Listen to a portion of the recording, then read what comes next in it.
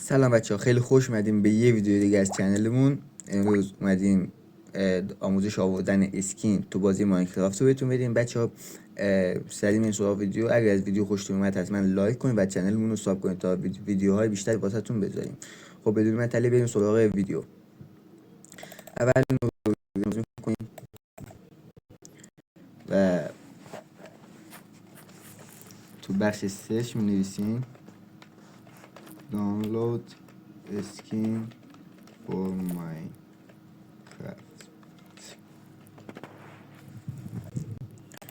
خب اینجا که باز شد سایت اول رو کلیک میکنید. اسکینی که میخوایم تو بازی داشته باشیم از اینجا انتخاب میکنیم. الان واسه مثال من این اسکین انتخاب کنم، دانلود میدم و اسکین واسه دانلود میشه.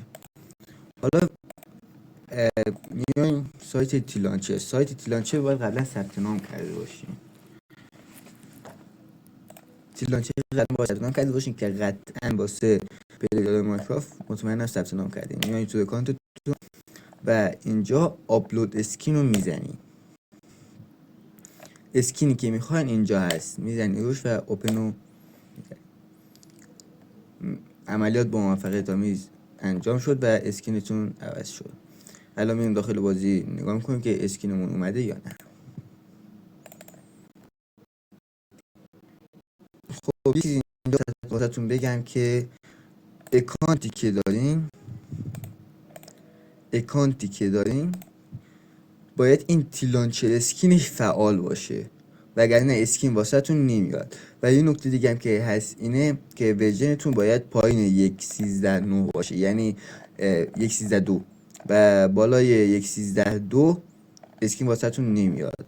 من الان ورژن 1.8.9 دانلود دارم که واقعا ورژن خوبیه واسه بدواز و ریسورس پک هم باشه. بازی پلی میدم.